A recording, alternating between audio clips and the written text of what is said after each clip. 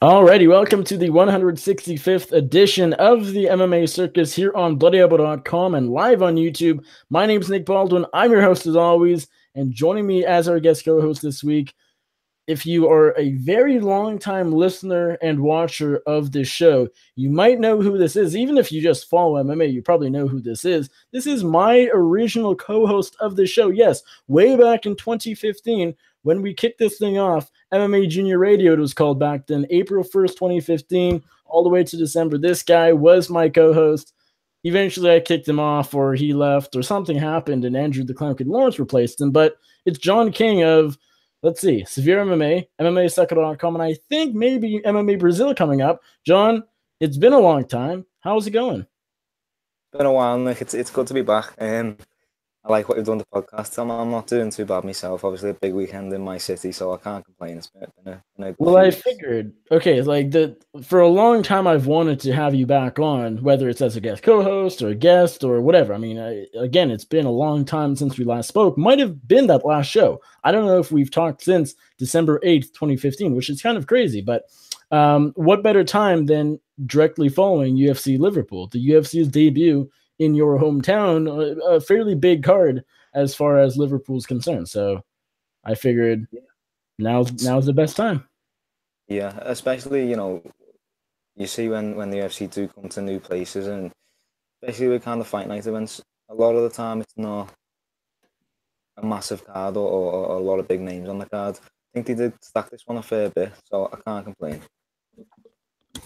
Yeah. Okay, so we have quite a lot to talk about. Let's dive right into UFC Fight Night 130. Took place, of course, as we just said, in Liverpool, England this past weekend. We had Darren Till versus Stephen Wonderboy Thompson in the main event of the evening.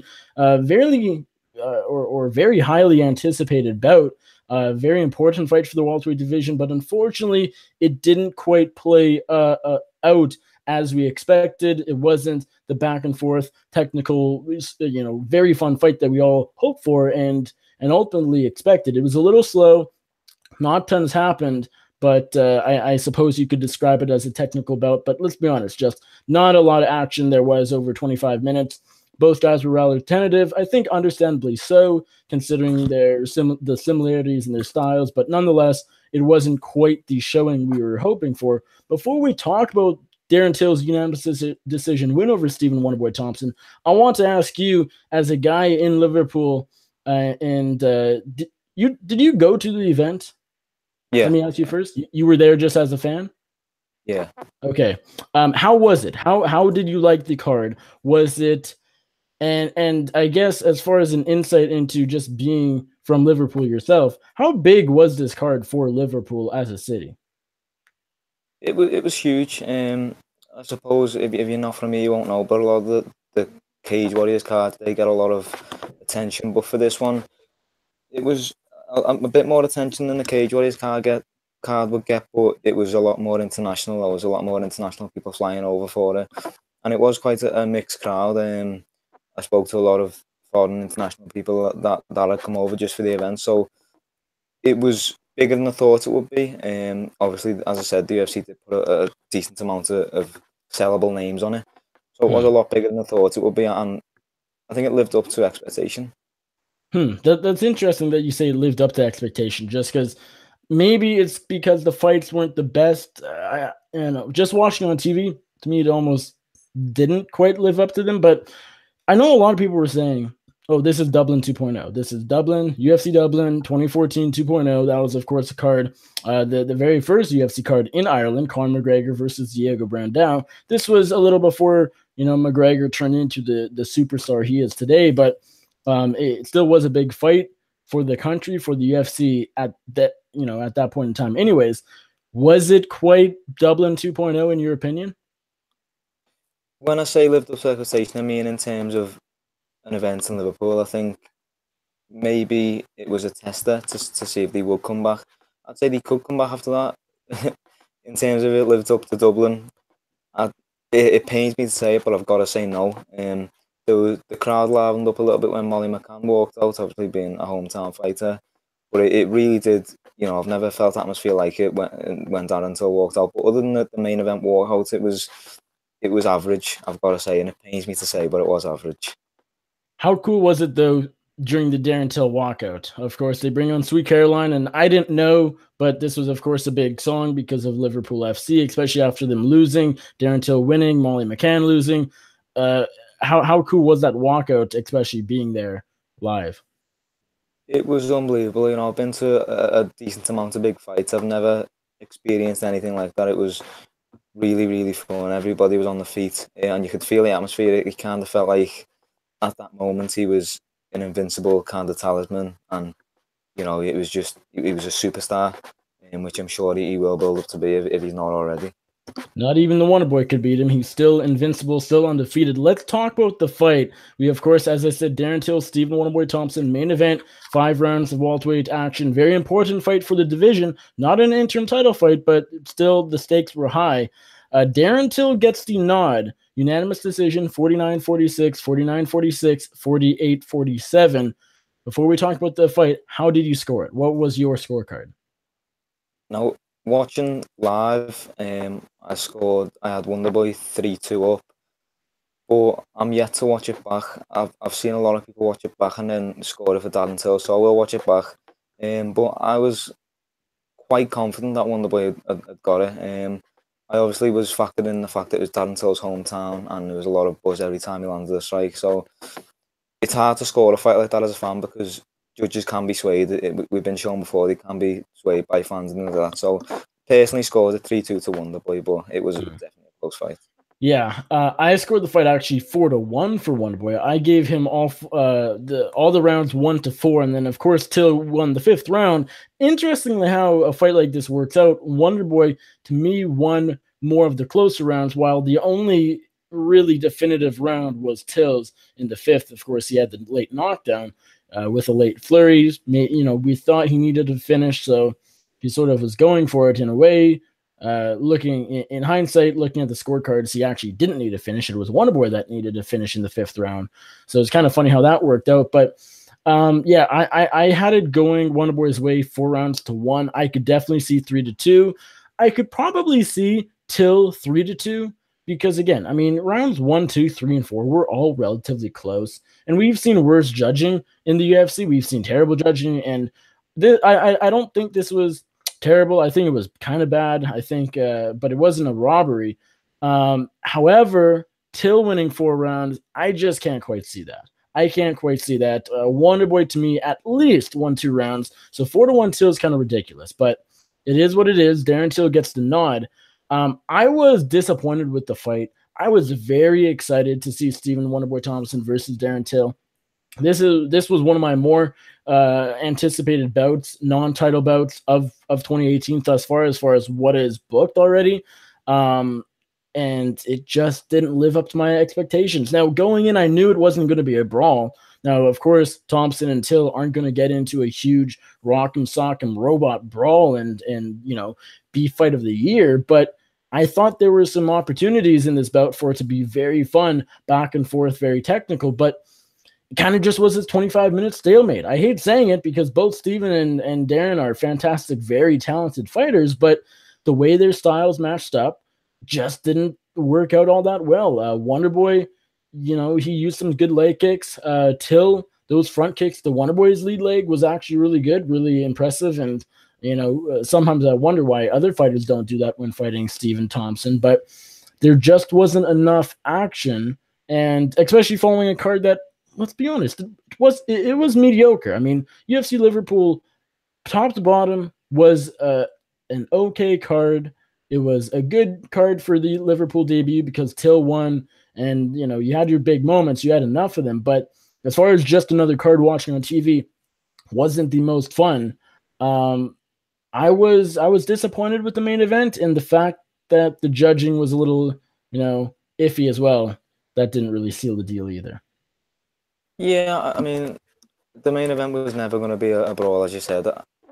I think that's kind of what I expected. I think both guys shocked each other a bit. Obviously, Stephen Thompson's admitted to being shocked a little bit by Darren Till's size, but I think Till was a little bit surprised too by how skillful Thompson was.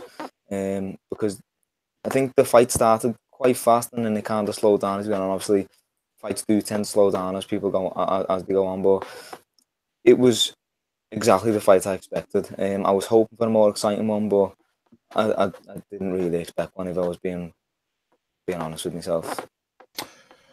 Where do you think Darren Till goes from here? Darren Till, of course, just defeated the #1 welterweight in the world, just under the champion Tyron Woodley. So he's in a big spot. He's very close to a title shot. I mean, if Rafael dos Anjos versus Colby Covington wasn't happening for the interim welterweight title, I wouldn't complain about a Darren Till title shot. Even though I don't think he won the fight, he did, and that'll never change. You know, he'll go down in history as defeating Stephen Thompson on May 27th, 2018. And so I wouldn't argue about a Darren Till title shot. It won't happen, I don't think, just because we have RDA Covington getting the next crack, whoever wins that fight at UFC 225 next month.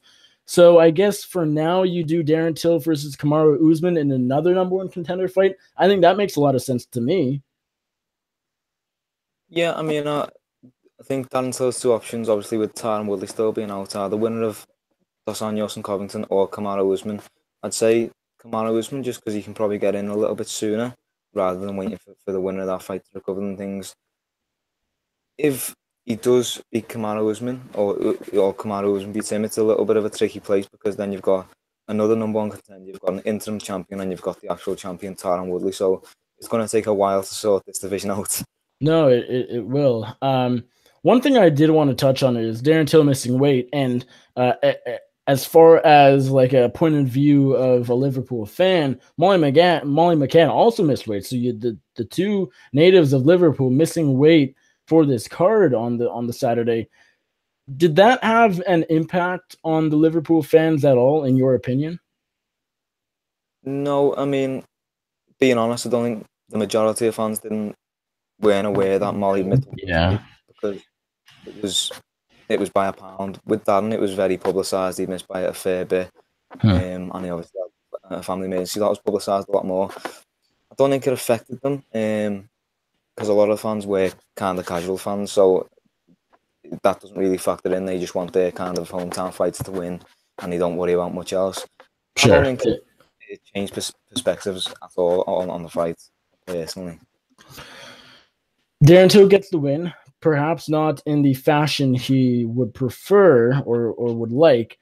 In your opinion, does this affect his star potential? Does this affect the star power he has, particularly in his hometown of Liverpool? And just in general, I mean, as a UFC welterweight contender, this boring showing he had, are you less excited to see Darren Till going forward? Not because of the boring fight. I think something that plays a big part is the fact that a lot of the people that have jumped on the Darren Till bandwagon are relatively new, so they've seen him dominate a few fighters and not really be touched in a fight. The fact that this fight was so close, it shows to a lot of new fans that he's not invincible and he can be touched up, he can be hit, and he's not just going to dominate every fight. So maybe his star power dropped a little bit, but I don't think it's going to take much to kind of shoot him back up there. That's interesting. I mean, I guess for me, winning in Liverpool was very important for Darren Till. Getting the win here, no matter what fashion, knockout, submission, decision, exciting, boring decision. I think just getting the win in his hometown, headliner of UFC Liverpool, the UFC debut there, very important. So I think ultimately his star power just increases from this win. I don't think missing weight has anything to do with that. Missing weight in 2018 in the UFC really doesn't matter at all. You might just lose a bit of your purse, but no real threatening repercussions, so to speak. As far as am I excited to see Darren Till going forward? Personally, I actually am. I am looking forward to seeing Darren Till fight again, no matter who it's against, whether it's Tyron Woodley, whether it's Colby Covington, Kamaru Usman, Santiago Ponzinibbio. No matter who it is, I am looking forward to seeing Darren Till fight again, just because I remember how he fought, pretty much every other fight. He was very exciting. And I just look at this matchup as a tough matchup for both Wonderboy and Darren Till. I don't think this is a knock on Wonderboy. I don't think it's really a knock on Darren Till. I just think you put them together, and more often than not, they're not going to have the most exciting fight. Styles are similar enough, although, karate versus Muay Thai, but still striking, and they're very technical at times, and they don't take too many risks, especially Wonderboy. And so throw them in the cage is not always going to be the most exciting. We learned that in this fight, and I say that in hindsight. But I think Darren Till, you throw him in against Kamaru Usman, I think that could be a fun fight, depending how it goes. If Usman's able to get on top and wrestle Till, maybe not so much, but if Till can do his work against Usman and keep it standing, which he could, then I think he can, show off some exciting stuff. So I'm looking forward to seeing Darren Till. I mean, the guy is still young. He's undefeated. He has a lot of potential. So I guess I feel like now trying to remember what I'm saying, it's almost like I'm trying to not crapping on Darren Till, but thinking, oh, he's going nowhere now. No, he just beat Stephen Wonderboy Thompson, the #1 welterweight contender in the world. So this was a huge win for him. It's just unfortunate that it came with a little bit of controversy when it comes to the judges. Because, had he lost this fight, he would have rebounded too. I mean, it wouldn't have taken long to get right back into the mix at 170. The division isn't the most stacked right now anyways, and so maybe even losing this fight, if he deserved to lose, might have been the better outcome for him long term, but I guess we'll never really see. As far as the rest of the card, we had Neil Magny versus Craig White in the co-main event. I mean, Neil Magny did what Neil Magny should have done in this fight. Craig White stepped up on super short notice. I kind of feel bad for him because, he's from England, but he was just outmatched here. Neil Magny beat him everywhere and ended up getting the late TKO. One fight I do want to talk about, Arnold Allen. This guy picks up the third-round submission over Mads Burnell, but he was not up on the scorecards going into that third round. In fact, he needed to finish in that third round. He was getting definitely outworked on the ground. Mads Burnell landed 6 takedowns officially, or I guess unofficially, according to the stats on UFC.com I'm looking at right now. It was 6 takedowns for Mads Burnell. On the feet, he was actually doing quite well as well. And then all of a sudden, third round, he gets caught. Very impressive stuff from Arnold Allen, who nearly gave up. Is this guy undefeated?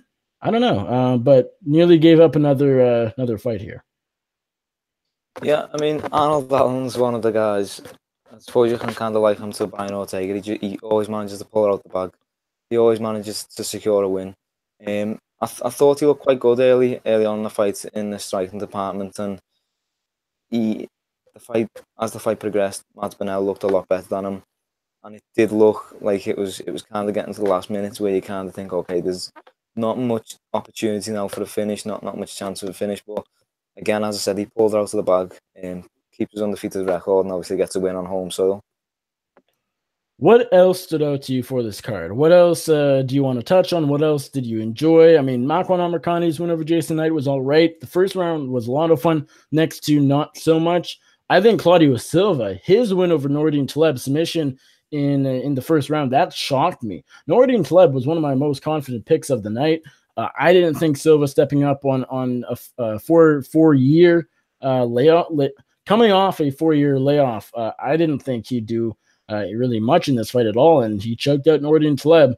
He was losing, but the finish is all that matters. Darren Stewart keeps his UFC career alive with the TKO over Eric Spicely. I hope the UFC gives Eric Spicely one more fight. He's fought pretty tough competition, but three losses in a row. It'd be, I wouldn't disagree necessarily if they do let him go. I fingers crossed. I'd like to see him back for one more at least. And finally, Tom Breeze gets the win over Dan Kelly. It always kind of sucks seeing Dan Kelly losing, just because it's Dan Kelly. But I'm very excited to see Tom Breeze back. He kind of looked like the Tom Breeze in his first 2 UFC fights. His last couple weren't as exciting, weren't as just violent, for lack of a better word. And so I'm glad to see Tom Breeze in action. He's, of course, was coming off a bad knee injury, some personal issues. He's coming off a 2-year layoff. So I'm happy to see Tom Breeze back as well. Yeah, the fights that you mentioned stuck out to me too. Obviously, Darren Stewart with a big win. I think it was his first win in 5 appearances in the UFC. Normally, at this point, you'd be gone. He had a no contest, I think, and a few losses. Big win. You could tell he looked a lot more composed this time. He spoke obviously afterwards about having a psychologist and things to help him out. Tom Breeze too, a guy that had a lot of mental issues in the past with anxiety and things. That's why he kind of struggled to turn it on in the cage, but he looked phenomenal. Obviously coming off a long layoff, no nerves, it seems, looked great. Another fight I do want to touch on is Carlo Pedasoli Jr. Obviously, he defeated Brad Scott on the prelims. Really, really good fight. He looked phenomenal. Obviously, fought on cage last time and defeated Nicholas Dalby. and then taking a step up on short notice, he looked calm, composed, and he got the job done. Pretty convincingly, I'd say. I don't think it was a split decision necessarily, but he got it done. As you mentioned, Claudio Silva, that was a big upset for me. I'd picked Nordine Taleb pretty confidently too. So to see him get finished like that, it was quite a surprise. And with the Makwan Amirkhani and Jason Knight fight, didn't go how I expected. After the first round, I think both guys were a little bit tired. Jason Knight weren't as offensive on the feet or on the ground. He was offensive on the ground, but he just didn't look like he was all that busy trying to get up. Just kind of trying to impose his rubber guard and things like that. Overall, a few really good fights that stand out on the card, and a few really good fights that put on good performances. Another card we got to talk about in the UK. I mean, can you put into words how big of a weekend in MMA this was for the UK? I mean, we had Bellator 200, UFC Liverpool. It must have been huge. Huge. Yeah, that's the word. I mean, I can imagine maybe 2-3 years ago this would have happened. It wouldn't have been nearly as big, but with the regional promotions, with the European promotions, everything seems to be growing at a fast pace in the UFC. So to have Bellator in London and then the UFC in Liverpool, it was a massive weekend for the UK, and I think it translated well. There was a lot of fans there at both events, and I think neither promotion can complain really with the turnouts. No, Bellator 200 was a lot of fun. It, of course, went down on the Friday, 2 days before UFC Liverpool. So, I mean, again, with the soccer game on Saturday, jam-packed for UK sports fans with Friday, Saturday, Sunday all booked. It went down in London.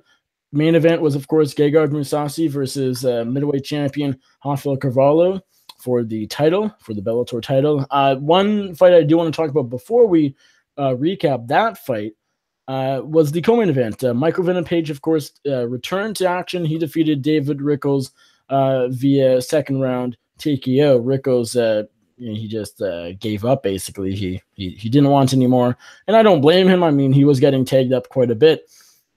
Before anything, how happy are you to see MVP back? Because this guy, he still has a lot of potential, but the hype around Michael Venom Page has been very subdued, not only just over his layover dating back to November 2016, but the fight against Fernando Gonzalez, his last fight before this win over Rickles, wasn't exciting at all.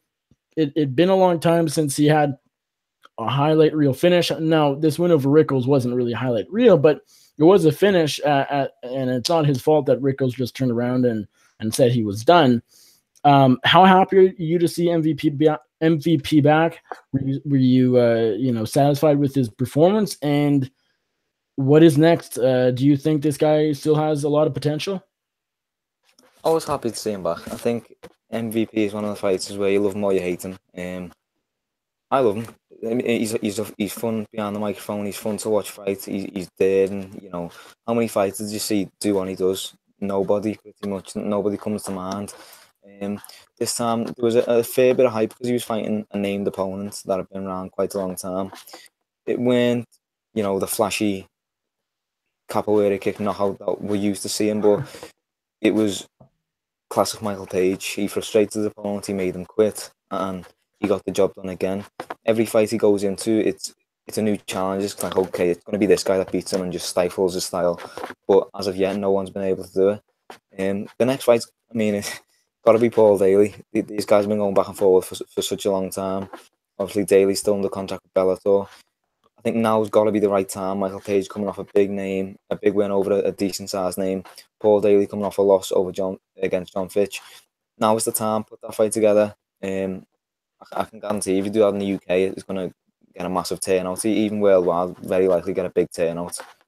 Yeah, and as far as sort of getting that fire back under MVP again, because again, I mean, I remember a couple of years ago, everybody was talking about MVP, and over the past year, nobody has been. And so this win over Rickles definitely helped. He's back in talks just in general. He's back in the headlines, and in the mix at welterweight for the Bellator division, but. A fight against Paul Daly, win or lose, just leading up to that fight, there'll be a lot of trash talk, back and forth, bad blood, and because this is a fight that they've wanted to happen for a long time, so that's the fight that would really get people amped to see MVP fight. And win or lose, it'd be good. I mean, if Paul Daly wins, then hey, it's just Paul Daly getting another win. Nothing to really complain about other than the fact that he's not on the best of terms with Bellator right now. And then if MVP wins, you probably throw him in a title shot. That's his first, massive win. Beating Paul Daly, especially as a striker, that's a big feat. And so you would definitely throw MVP in there against the champion, maybe Roy McDonald, maybe Andre Koreshkov fight, but he's right up there with a win over Daly. So that's the fight you make. Let's talk about the main event. We had Gegard Mousasi defeat Rafael Carvalho via first round TKO on the ground to become the new Bellator middleweight champion. Awesome fight, or not really awesome fight, but awesome performance from Mousasi. Of course, the second fight in the promotion after coming over from the UFC last July. His debut was, of course, that decision over Alexander Shlemenko. A lot of fans weren't satisfied with that win. Mousasi, of course, hurt his eye badly early in that fight. Basically, fought the whole fight with one eye. So was a closer fight, but a lot of people do think it was because of the eye. Nonetheless, they still criticize the performance, but this was a heck of a performance. Mousasi didn't really last much at all on the feet. He just got Carvalho down to the ground, dominated him, got into full mount, and pounded away until the referee had to intervene. What did you think about Mousasi's title win? It's, if this was Mousasi coming over his first fight, I honestly wouldn't be surprised, but we've seen a handful of fighters now, Benson Henderson, Gegard himself, they come over from the UFC and people kind of expect them to dominate and, take over the promotion, really. Obviously, we've not seen that at all this fight. I was expecting another tough one, maybe go 5 rounds for Gegard, but he got it done. He looked really good, as you said, really solid performance. Did what he had to, and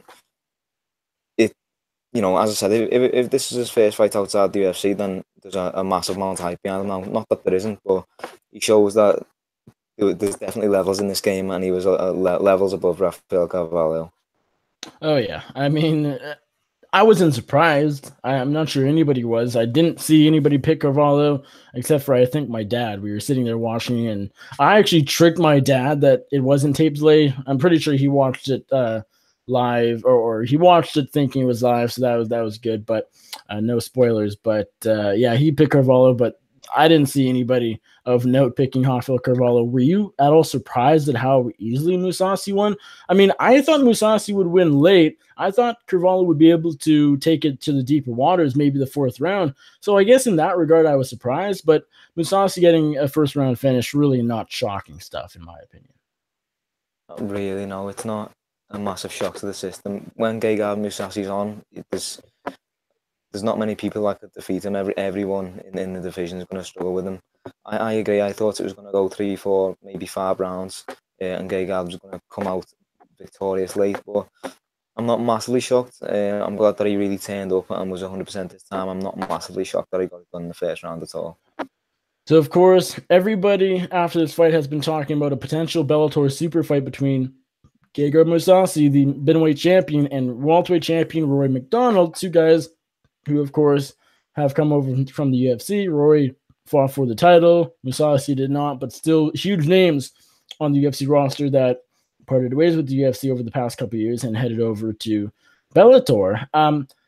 Simple question, and do you want to see the fight right now? And most people is yes, but I did see someone today. I forget who it was, but I believe, I can't remember who it was, but no, it was Danny Segura of MMAfighting.com. I believe he tweeted something along the lines of, "Am I the only one who doesn't want to see Mousasi McDonald right now, right immediately?" His reasoning was, let them defend their titles. Mousasi hasn't defended. McDonald hasn't. He just won it in January over Douglas Lima. Let them build up and clear out their division if they're able to do so before doing the super fight. What do you think of that? Do you want to see Mousasi McDonald right away, or do you wait a little while?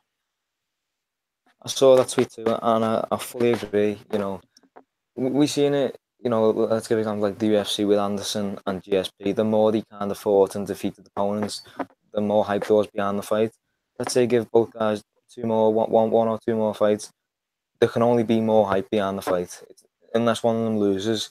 If they both win the fights, what can go wrong? There's going to be more hype.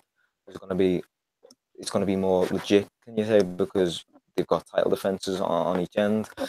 I wanna see the fight, but I'd say, as Danny Siguro said, give at least one fight each, just so they can defend the title, just so it gives a little bit of time for the kind of hype of the fight to grow.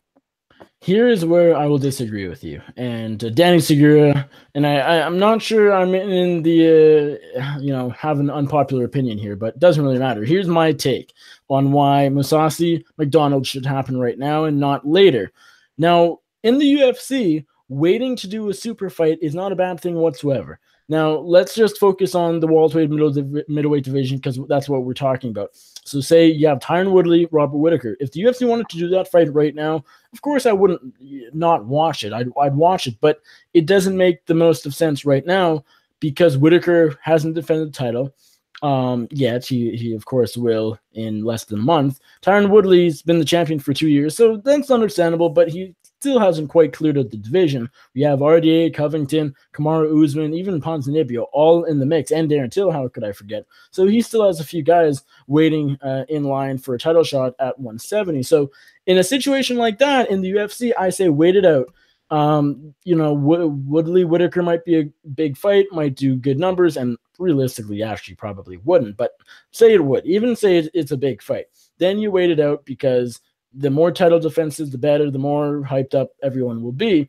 The only reason you wait for that is because title defenses are still big fights in the UFC. You have Whittaker versus Romero, that's a big fight. Whittaker versus Gastelum, that's just as big of a fight as the super fight with Woodley, basically. Whittaker versus, whoever else. They're big enough fights. Woodley versus RDA, big enough fight. Woodley versus Covington, Woodley versus Till, Woodley versus Usman, Woodley versus anyone else. Big enough fights. Could headline pay-per-views. Maybe they come in event at worst.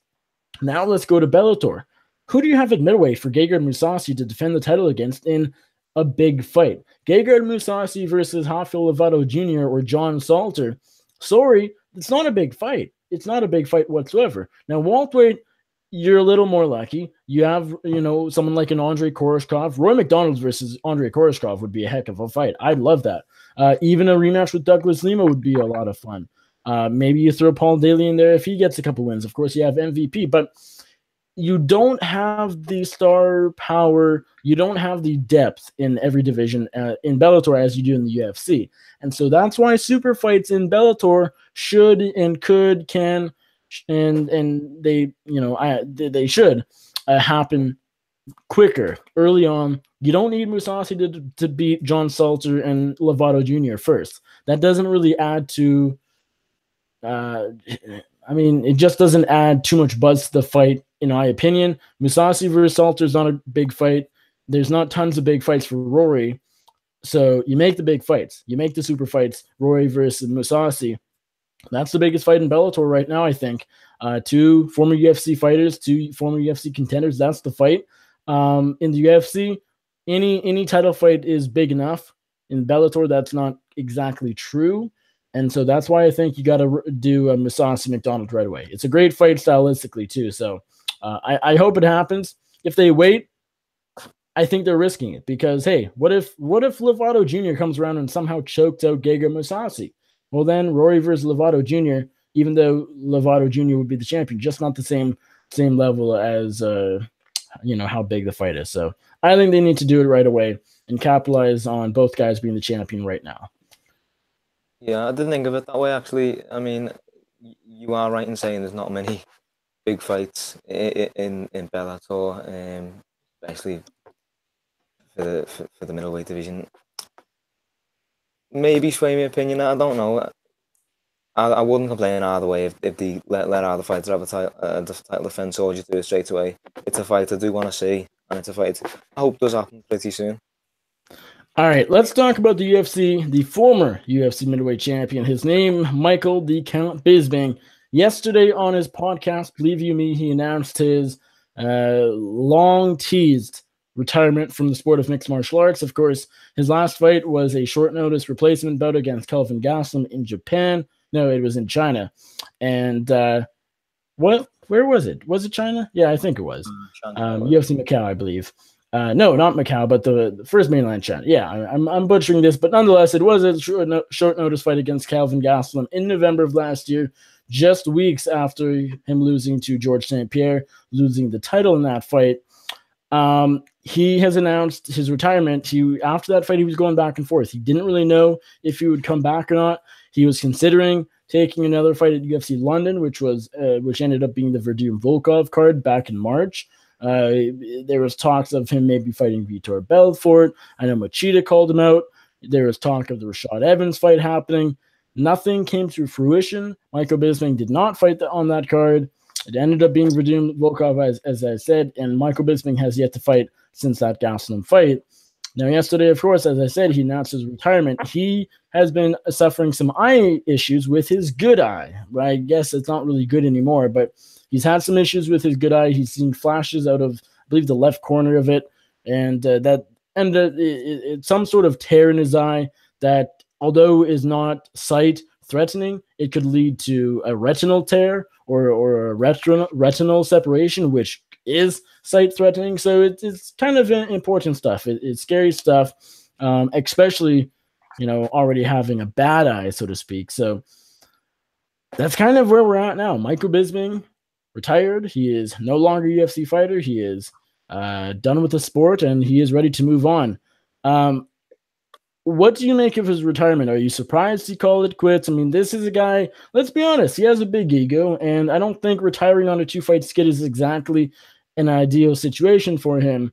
But I also respect very much the fact that he knew when it was time for him. He knew when the right time to call it off was.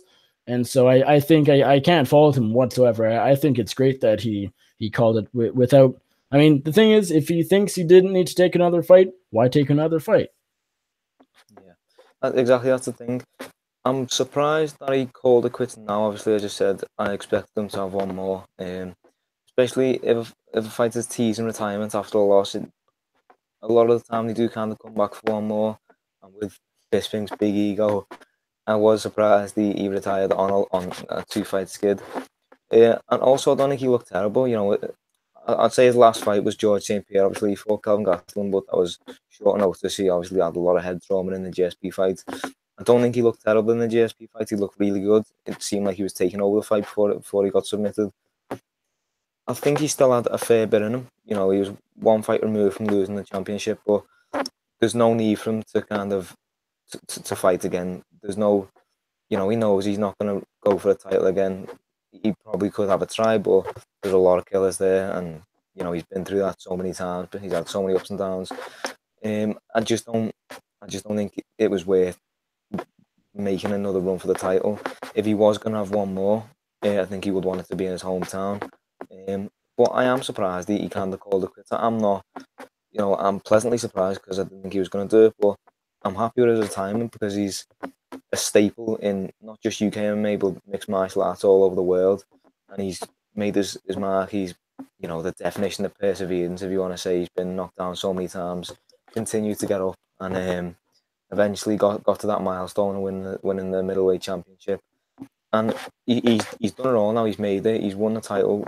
What more do you need to do? No reason for him to fight on.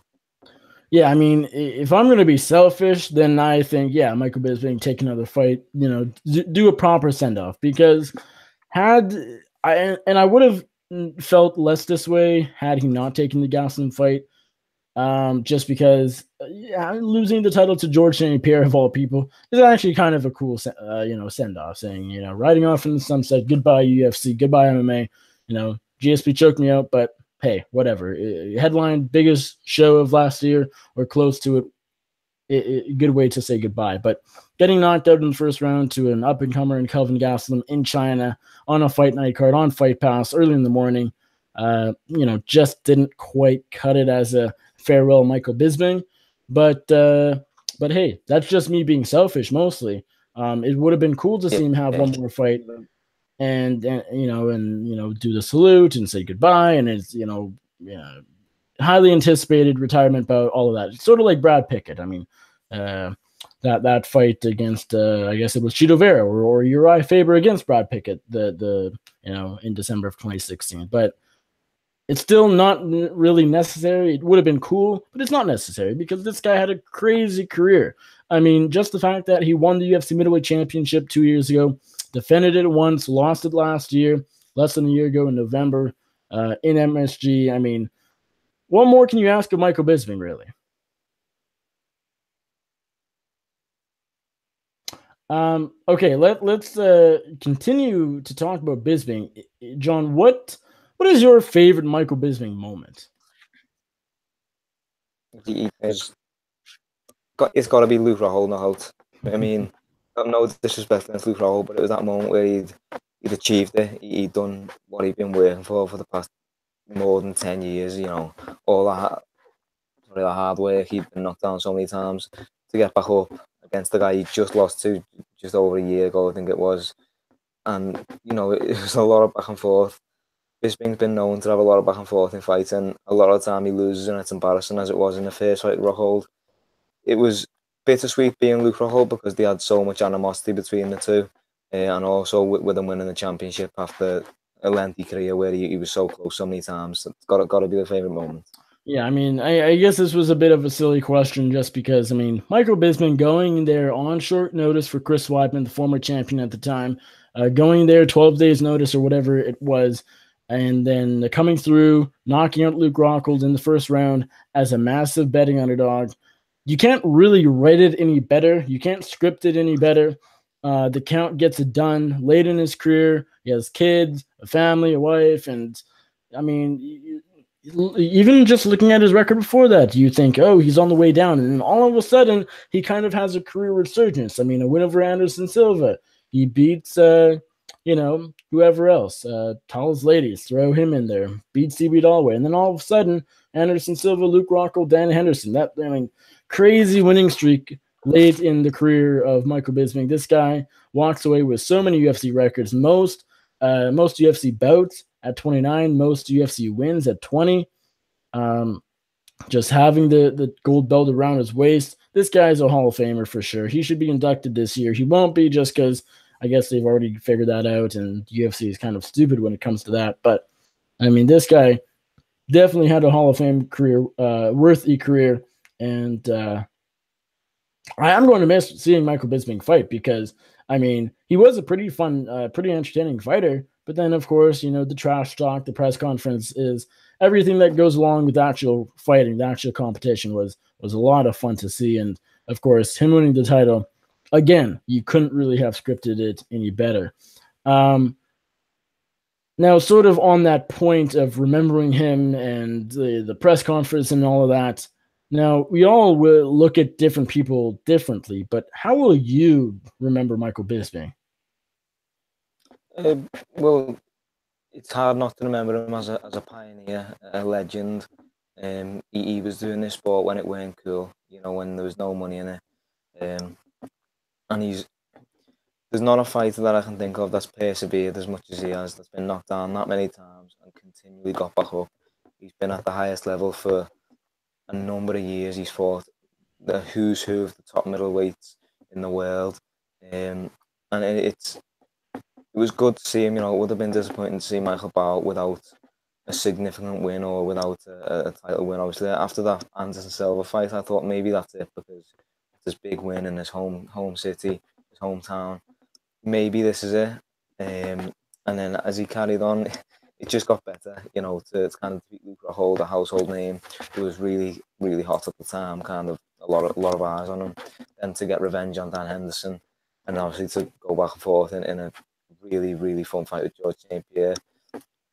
He's a pioneer, he's a legend, and he's one of the fighters that I've never ever given up in the whole career. Yeah, and he's very important for UK MMA, of course. I mean, that goes without saying. But what I find the most interesting and perhaps funny about Michael Bisping, his career, him as a person, as a fighter, is that he just is like a regular guy in a way. I mean, yes, he's a fantastic analyst on FS1, UFC on Fox, all that. Yes, he's a great fighter, but and yes, he does have an ego, and yes, he can be a brash guy that just talks trash to everybody, to all of his opponents. But when the cameras are off, when the opponent isn't standing in front of him, he just seems like a regular nice guy. he seems like I've never met the guy. I've never interviewed him, and I really wish I did interview Michael Bisping during his his active MMA career. It wouldn't be the same, post retirement, but nonetheless, doesn't really matter. But he just, at the end of the day, he just seems like a regular guy, which I find awesome considering all of his accomplishments. Do you agree? Oh yeah, 100%. He's just a normal guy. You kind of, with his opponents, as you said, he's very brash. There's a lot of animosity in a lot of his fights. But when he's sitting behind the Fox desk, and when you see videos of him with his family and his kids, he's just a normal guy. He's done a phenomenal job of obviously getting to the pinnacle of sports. He's got himself a career secured to behind the analyst desk after fighting, so he can afford to stop fighting now. But he's down to earth. He's obviously got a big ego, but he's very down to earth. He does everything for his family. And I'd like to say he's a highly respected fighter, although there's a lot of fights that have had beef with him, shall we say. I'd say he's highly respected. And it's highly respected unless your name is Luke Rockhold. That's the one, yeah. Yeah, I'm again to go off of that. When I think of Michael Bisping, it's sort of been there, done that. If you want to be a UFC fighter, if you want to be an MMA fighter, do what Michael Bisping did, do what he's done, do what he's always done. I'm not even just talking about the talking trash stuff or the, becoming a popular fighter when it, out of the cage, but just he's done so much. He's lost. He's won big fights. He's lost big fights. He's lost little fights that don't matter. He's won, all of these fights. He's come up short. So many setbacks. He's kind of done it all. He's been there, done that, and that's what I really do think when I think of Michael Bisping. Yes, maybe there's a fighter out there that has greater accomplishments.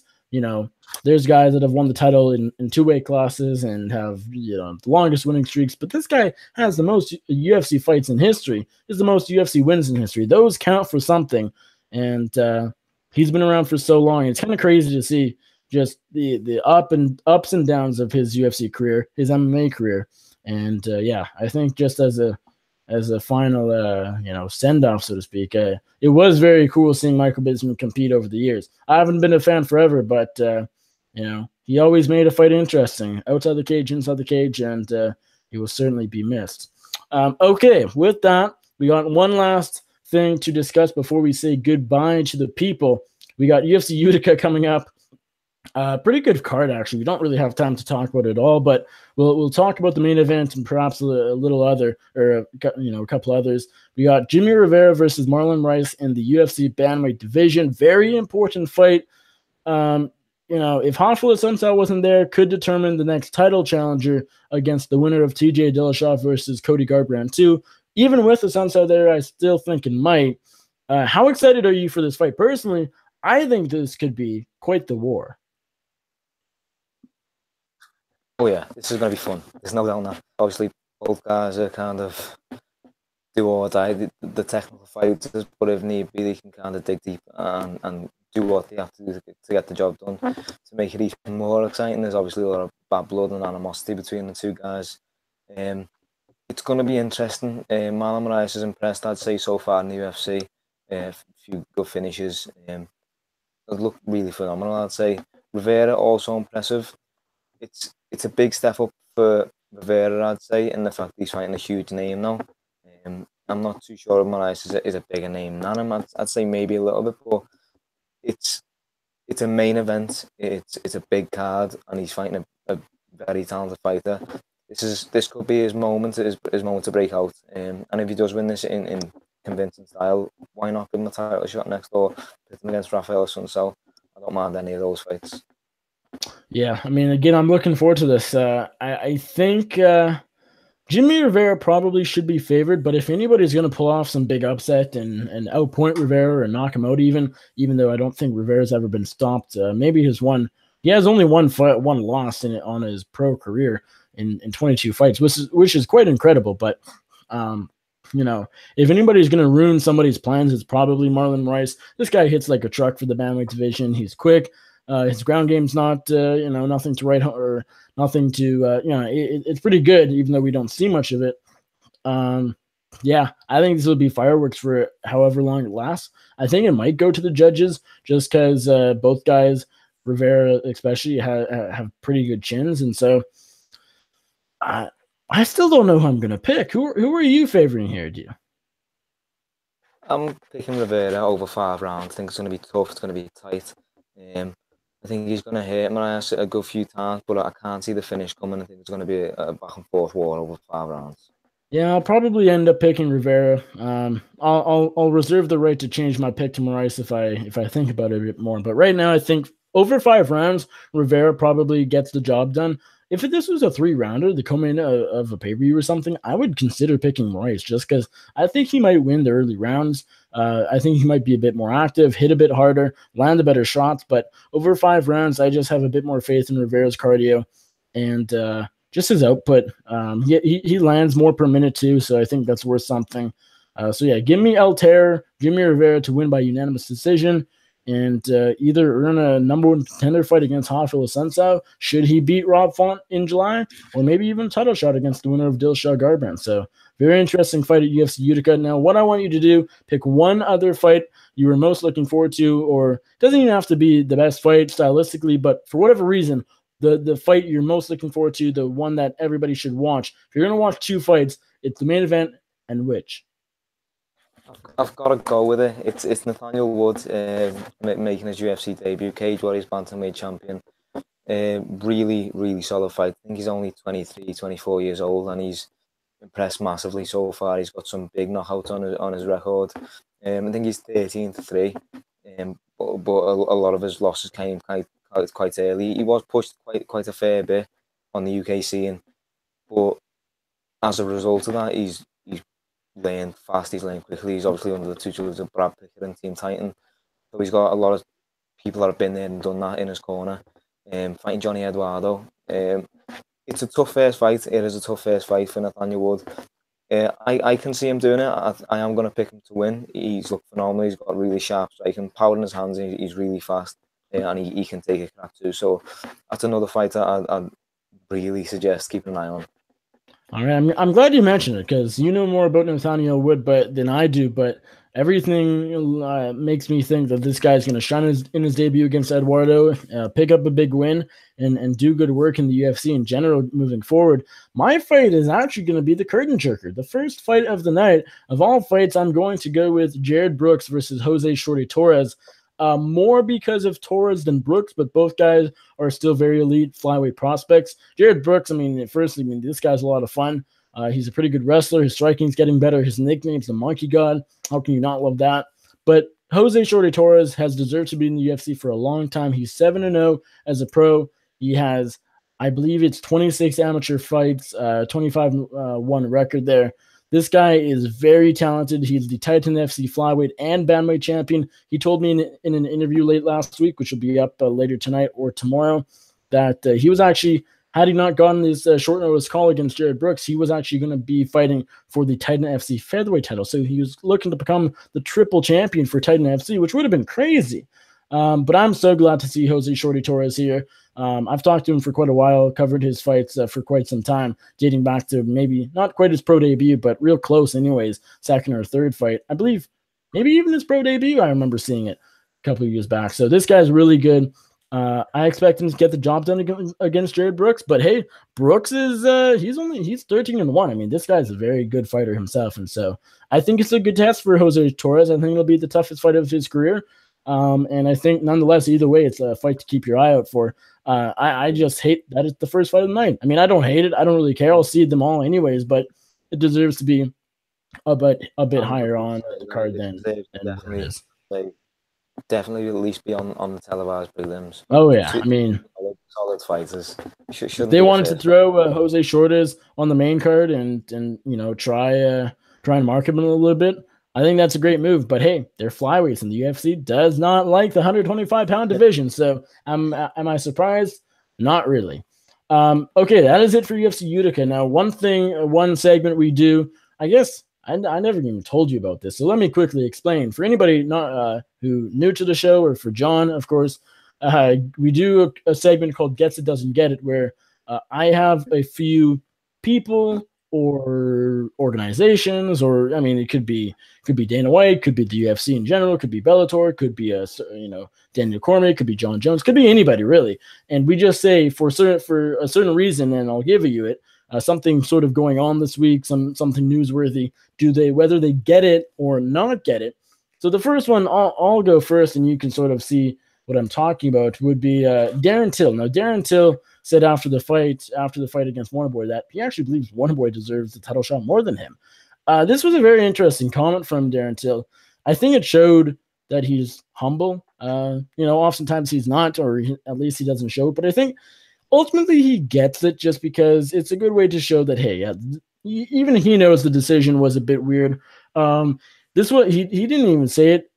Well, according to him, I mean, this wasn't even just about the decision, but it was just that Wonderboy has been there for a lot longer than he has. He's fought, tougher guys. He's fought more elite contenders, and so give him the title shot before me. So although it doesn't really make sense, it's never going to happen. Darren Till's going to be ranked higher than Wonderboy come tomorrow or the next day in the rankings. But I still think Darren Till, in a way, gets it for this comment. Do you agree or no?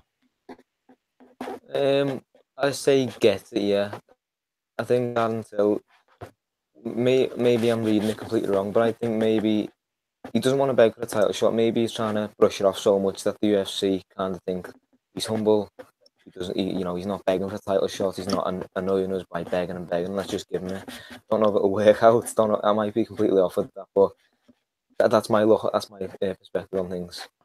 All right, next one is the UFC president himself, Dana White.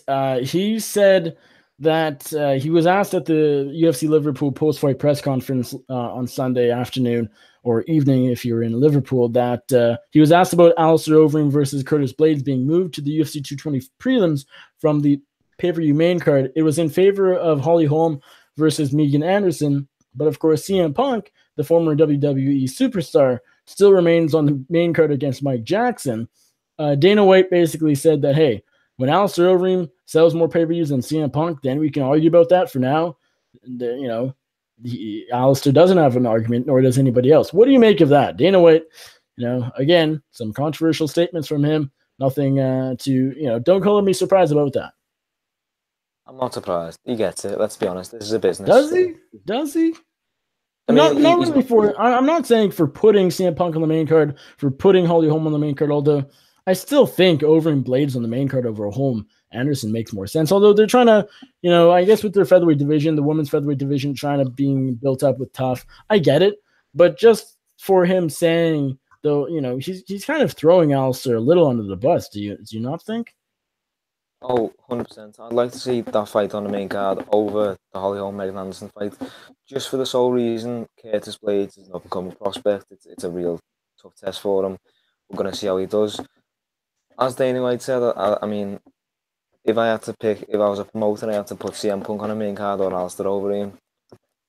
I'd obviously go with CM Punk because he sells more pay-per-views. There's going to be a lot more fans paying for it, tuning in, trying to watch him. And obviously, Alistair's got a decent fan base, but it's not unlike CM Punk. And there's a lot of debate, I mean, in the UK, especially with Adam Chalmers, who fought on Bellator this past weekend. He's not an Alistair Overeem that's fought, 20, 30 plus times and has a big name and has knocked out this guy and has fought this guy.